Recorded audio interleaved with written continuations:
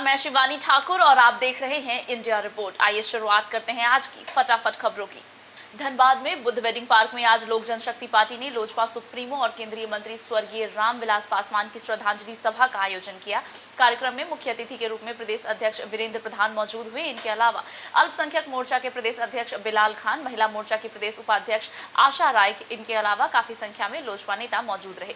प्रदेश अध्यक्ष वीरेंद्र प्रधान ने सबसे पहले भगवान गौतम बुद्ध की प्रतिमा और स्वर्गीय रामविलास पासवान की तस्वीर पर माल्यार्पण कर उन्हें श्रद्धांजलि दी। इस मौके पर प्रदेश अध्यक्ष श्री प्रधान ने कहा कि झारखंड में लोजपा का जनाधार काफी बढ़ा है। आने वाले दिनों में लोजपा एक महत्वपूर्ण पार्टी के रूप में उभरेगी। हमारे नेता चिराग पासवान के नेतृत्व में पार्टी आने वाली नगर निकाय चुनाव पर भी विचार कर रही है। शिवपुरी जिले से डराने वाली खबर कोरोना को लेकर आ रही है। बताया जा रहा है कि कोरोना के रैपिड किट में एक्शन हुआ है। आज जिलों के कोरोना की जांच में 3 मरीजों की जांच रिपोर्ट पॉजिटिव निकली है। इसमें 2 बच्चे हैं और 1 युवती है।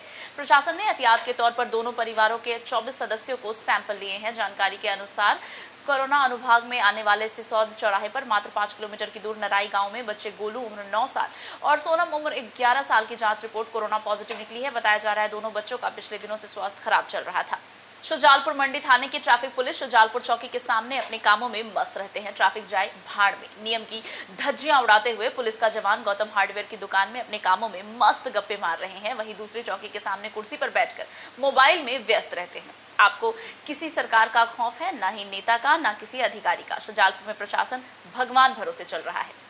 खबर उत्तर प्रदेश जनपद बलिया से है, जहां पैगंबर इस्लाम हजरत मोहम्मद साहब के छोटे नवसे हजरत इमाम हुसैन और उनके 72 साथियों की अजीम शहादत की याद में मनाए जाने वाला चेहल्लुम के मौके पर शिया समुदाय द्वारा ताजिया दुहुल्लुल अलम और अमीरियों के साथ करबला पर पहुंचकर बढ़ा दिया गया। इस मौके पर अंजुमन हाशमिया और मेम्बरान की जंजीरी मातम और सीना जनी के साथ ही नौसखाही की। अलीगढ़ में हिंदू महासभा के पदाधिकारियों के द्वारा बीते दिन देश के राष्ट्रपिता कहे जाने वाले महात्मा गांधी की जयंती के अवसर पर हिंदू महासभा के द्वारा धिक्कार दिवस के रूप में महात्मा गांधी के जन्मदिन को मनाया गया। उनके चित्र पर अपमानजनक पोस्ट भी लिखे गए, जिसको लेकर समाजवादी पार्टी के कार्यकर्ताओं का गुस्सा भड़क उठा। उनके द्वारा हिंदूवादी महासभा के पदाधिकारियों के खिलाफ कार्रवाई की मांग की गई है। हमेशा अपने तमाम तरह के बयानों को लेकर चर्चा में रहने वाले हिंदू महासभा के पदाधिकारी अब एक बार फिर से महात्मा गांधी की जयंती को धिक्कार दिवस के रूप में मनाने के बाद चर्चा में आ गए हैं, जिसको लेकर समाजवादी पार्टी के नेताओं के द्वारा हिंदू महासभा पर कार्रवाई की मांग की गई है। खादी उत्पादन के नाम पर सब ठप। खादी संस्था या खादी बोर्ड सिर्फ और सिर्फ बाहर से हैंडलूम या मिल का कपड़ा खादी के नाम पर खरीद बिक्री की जा रही है। झारखंड राज्य खादी एवं ग्रामोद्योग बोर्ड करोड़ों की लागत से बनी सिलाई प्रशिक्षण सह उत्पादन केंद्र सरकार की लापरवाही से सुनसान पड़ा है। झारखंड राज्य ग्रामोद्योग बोर्ड के कुल यूनिट और करोड़ों की फंडिंग से सरकार अनजान है। प्रशिक्षण सह उत्पादन केंद्र का उद्घाटन पूर्व मुख्यमंत्री रघुवर दास ने रांची की सुदूरवर्ती अनगढ़ा प्रखंड के बगदाद पंचायत में 24 मार्च 2018 को किया था। उन्नाव पुलिस की मौजूदगी में विवादित स्थल का सिविल न्यायालय द्वारा मुआयना करने आए कमीशन अधिवक्ता के सामने दबंगों ने ईंट पत्थर चलाकर कार्य बाधित किया। बाद में सोहरामऊ पुलिस इंस्पेक्टर पहुंचकर अधिवक्ता को सुरक्षित वापस भेजा और पीड़ित के बजाय दबंग पहले थाने पहुंचकर षड्यंत्र रचना शुरू कर दिए। हसनगंज तहसील के सोहरामऊ थाना क्षेत्र के मनौरा गांव में दबंगों ने तानाशाही का नजारा सामने आया, जब सिविल न्यायालय के आदेश पर वादी राजेश तिवारी के सहन की तरफ प्रतिवादी ओम सिंह आने वाले का जबरिया रास्ता बनाना चाहते हैं। पीड़ित राजेश ने आरोप लगाया है कि थाने से लेकर एसपी व डीएम तक न्यायालय की गुहार लगाई, जिस पर तहसील अधिकारियों की जांच में प्रतिवादी द्वारा नाजायज अतिक्रमण करना पाया गया। बीते कई महीनों के बाद भारत नेपाल सीमा पर्यटन वाहनों के लिए रविवार को खोल दिया गया। अब दोनों देशों के नागरिक अपने मोटरसाइकिल, कार, पर्यटन वाहन के साथ आसानी से आवागमन कर सकते हैं। रविवार को जैसे ही दोनों क्षेत्रों में सवारी वाहनों ने प्रवेश किया, दोनों देशों के नागरिक में खुशी साफ देख गई और सभी ने दिल खोलकर इस फैसले का स्वागत किया।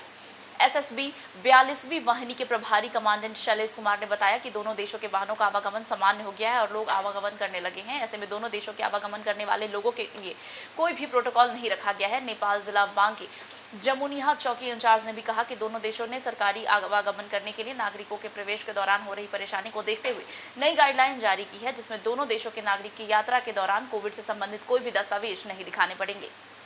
विधानसभा चुनाव 2022 में राजनीतिक दलों के साथ साथ जातीय संगठन भी अपने अधिकार के लिए संघर्षरत है। इस कड़ी में अखिल भारतीय वैश्य एकता परिषद ने भी अपना राजनीतिक अधिकार मांगना शुरू कर दिया है। परिषद के राष्ट्रीय अध्यक्ष डॉक्टर सुमंत गुप्ता ने राजनीतिक पार्टियों से 106 विधानसभा सीटों के लिए टिकट मांगा है। रायबरेली में आयोजित कार्यकर्ता सम्मेलन में पहुंचे डॉक्टर सुमंत गुप्ता ने कार्यकर्ताओं को संबोधित किया।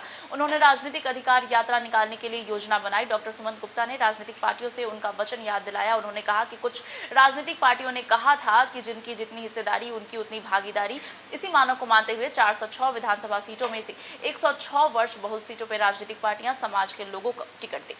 बहराइच के ऑल इंडिया मजलिस इत्तेहादुल मुस्लिमीन के नए जिला अध्यक्ष राशिद जमीन ने रविवार को बहराइच स्थित कार्यालय में पार्टी के कार्यकर्ताओं के साथ एक मीटिंग का आयोजन किया, जिसमें जिले के सभी विधानसभा के कार्यकर्ताओं ने पहुंचकर अपनी उपस्थिति दर्ज कराई। उन्होंने कहा कि बहराइच में से 7 में से 4 सीटों पर चुनाव लड़ने की तैयारी वो कर चुके हैं, क्योंकि बहराइच में 4 सीट मुस्लिम बहुल क्षेत्र है। उन्होंने कहा कि नानापारा विधानसभा, मटेरा विधानसभा, कैसरगंज विधानसभा और बहराइच विधानसभा ये मुस्लिम बहुल क्षेत्र है, यहाँ पर चुनाव लड़कर जीत हासिल करेंगे। उन्होंने कहा कि बाकी और सीटों पर भी गैर मुस्लिम प्रत्याशियों की तलाश की जा रही है। अगर कोई अच्छा प्रत्याशी मिलता है तो 7 विधानसभा सीटों पर चुनाव लड़ा जाएगा।